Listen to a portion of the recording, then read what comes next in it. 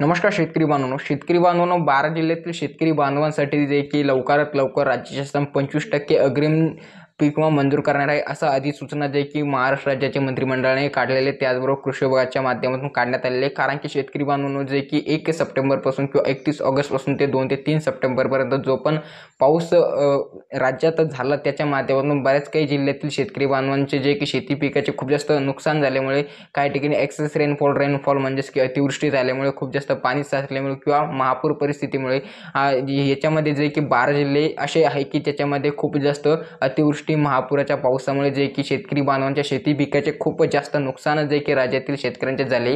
तर त्या 12 जिल्ह्यातील शेतकरी बांधवांसाठी की राज्य शासनाच्या माध्यमातून नवीन अधिसूचना काढण्यात आली आहे. खास करून 25% पीक विमाच्या माध्यमातून म्हणजेच की 25% अग्रिम पीक विमा करता जे की अधिसूचना नियम काढण्यात आले. म्हणजेच की त्या जिल्ह्यातील कलेक्टरला म्हणजेच की त्या जिल्ह्यातील जिल्हाधिकाऱ्याच्या माध्यमातून त्या जिल्ह्यातील सर्व काही तालुक्यातील महसूल मंडळांना जे की त्याचे लवकरात लवकर पंचनामे करून तलाठी तहसील यांच्या माध्यमातून जे की लवकरात लवकर पंचनामे करून लवकरात लवकर पीक विमा कंपन्यांकडे तो डेटा ट्रान्सफर होऊन लवकरात लवकर त्यांच्याकरता जे की 25%चा अग्रिम म्हणजेच की लवकरात मंजूर करावा किंवा करण्यात येणार आहे अशी जे की अधिसूचना जे की महाराष्ट्र राज्याच्या माध्यमातून काढण्यात आले. ज्या शेतकरी बांधवांनी 2024 खरीपमध्ये पीक विमा काढलेला आहे, भरलेला आहे 1 रुपयामध्ये, अशा शेतकरी बांधवांनी लवकरात लवकर जे की आपल्या ज्या की पिकाची जी की क्लेम लवकरात लवकर करा, नसता तुम्हाला तो 25% भेटणार नाही. आता आपण कोणते ते 12 जिल्हे आहे आणि 12 जिल्ह्यातील किती महसूल मंडळांमध्ये तो पीक विमा जे की भेटणार आहे या संदर्भातली किंवा लवकर तो मंजूर करण्यात येईल या संदर्भातील संपूर्ण काही माहितीची आढावा आपण डिटेलमध्ये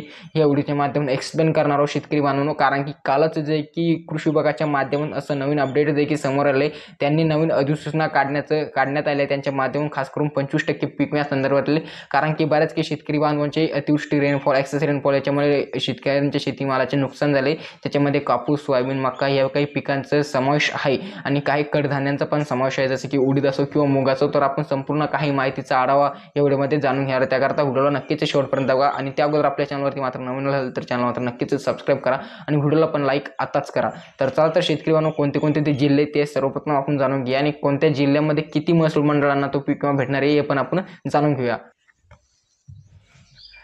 तर शेतकरी बांधवांनो नंबर 1चा जिल्हा हिंगोली. तर हिंगोली जिल्ह्यामधील शेतकरी बांधवांनो 5 तालुके असे आहे की त्या 5 तालुक्यामध्ये जे की 25% अग्रिमचा पीक विमा जे की पूर्णतः जे की 90% नुकसान भरपाई घोषित करून भेटणार आहे. म्हणजे की हिंगोली जिल्ह्यात जे की शेतकरी बांधव सर्वाधिक पूरपरिस्थिती किंवा इतरही अवकाळी पावसामुळे जे की झालेल्या शेतकऱ्यांचे अतिवृष्टीमुळे खूप जास्त नुकसान, त्याच्यामध्ये कापूस, सोयाबीन, मका, तूर आणि याचबरोबर उडीद, मूग या बऱ्याच काही पिकाचा म्हणजे त्याचा विचार केला असता तर शेतकरी बांधवांनी ह्या पिकांकरता जे की 90% पीक विमा हा हिंगोली जिल्ह्यातील जे की जिल्हाधिकारी यांच्या माध्यमातून जे की तहसील कार्यालय किंवा तलाठी यांच्याकडे जे की अधिसूचना निर्गमित करण्यात आल्या आहे. लवकरात लवकर त्यांचे पंचनामे करून त्यांच्या डेटा जे की अप्रूव्हल म्हणजेच की पीक विमा कंपन्यांना पाठवून ट्रान्सफर करून लवकरात लवकर त्यांच्याकरता 25%च्या अधिसूचनानुसार पीक विमा त्यांच्याकरता हिंगोली जिल्ह्यातील 5 तालुक्यामध्ये म्हणजेच की शेतकरी बांधवांनो मंजूर होणार आहे. त्याच्यामध्ये 29 महसूल मंडळांपैकी 15 महसूल मंडळे हिंगोली जिल्ह्यातील पात्र आहे. म्हणजेच की 29 पैकी 15 महसूल मंडळांमध्ये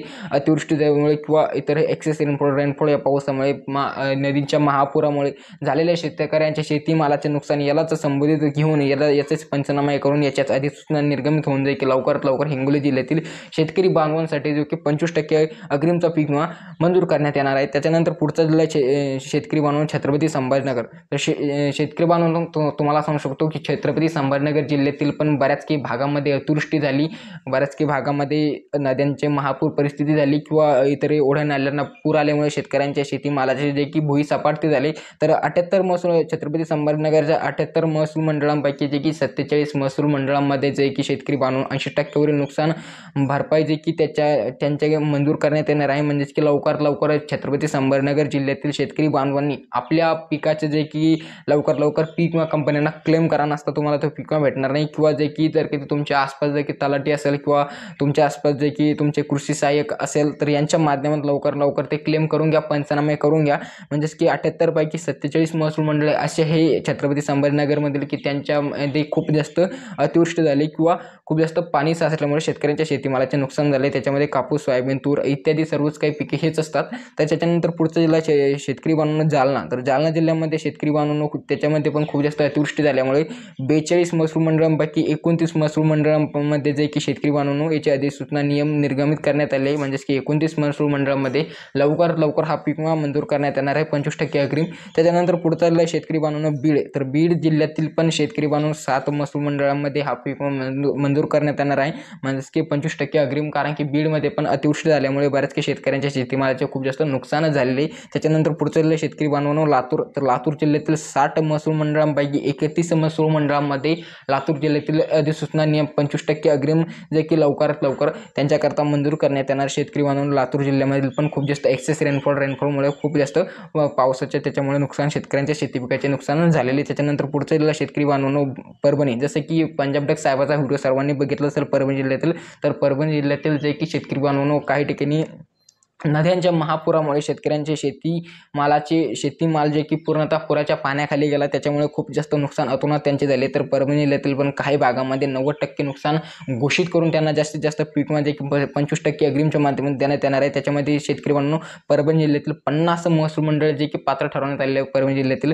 तरी एक शेतकरी बांधवांसाठी एक दिलासा देण्याबाबत बातमी तिथून समोर येत आहे. त्याच्यानंतर पुढचा जिल्हा शेतकरी बांधवांनो नांदेड, तर नांदेड जिल्ह्यातील 93 महसूल मंडळांपैकी जे की 42 महसूल मंडळ नांदेड जिल्ह्यातील, म्हणजेच की असे आहे की त्याच्यामध्ये खूप जास्त अतिवृष्टी झाली, रेनफॉल आला, तर एक्सेस रेनफॉल आला, तर शेतकऱ्यांची उभे पिकं जे की पाण्यासकट भुईसपाट पडले. तर असे मित्रांनो नांदेड जिल्ह्यातील जे की 42 महसूल मंडळामध्ये जे की 25% अग्रिम पीक विमा लवकरातच मंजूर करण्यात येणार आहे. पुढचा जिल्हा शेतकरी बांधवांनो धाराशिव, तर धाराशिव जिल्ह्यातील पण 10 महसूल मंडळामध्ये हा पीक विमा भेटणार आहे. त्याच्यानंतर पुढचा जिल्हा आहे वाशिम, त्याच्यानंतर सातारा, सांगली आणि बुलढाणा. तर शेतकरी बांधवांनो हे 12 जिल्हे असे आहे की त्या 12 जिल्ह्यामध्ये जे की खूप जास्त अतिवृष्टीमुळे शेतकऱ्यांच्या शेतीमालाचे नुकसान झाल्यामुळे लवकरात लवकर जे की राज्य शासनाच्या माध्यमातून लवकर त्यांच्याकरता जे की 25% पीक विमा लवकरात लवकर जे की अधिसूचना काढून त्यांच्याकरता मंजूर करण्यात येणार आहे. तरी शेतकरी बांधवांसाठी त्या अतिवृष्टी झालेल्या भागातील शेतकरी बांधवांसाठी एक दिलासा देण्याबाबत बातमी आहे. तर शेतकरी बांधवांनो ही व्हिडिओ हीच काही माहिती होती. व्हिडिओमधील माहितीपूर्ण वाटली असेल तर लाईक मात्र नक्कीच करा. पुढील असल्याच माहितीपूर्ण व्हिडिओ पाहण्यासाठी आपल्या चॅनल मात्र नक्कीच सबस्क्राईब करा. तर शेतकरी बांधवांनो व्हिडिओ देतो तोपर्यंत जय जवान जय किसान.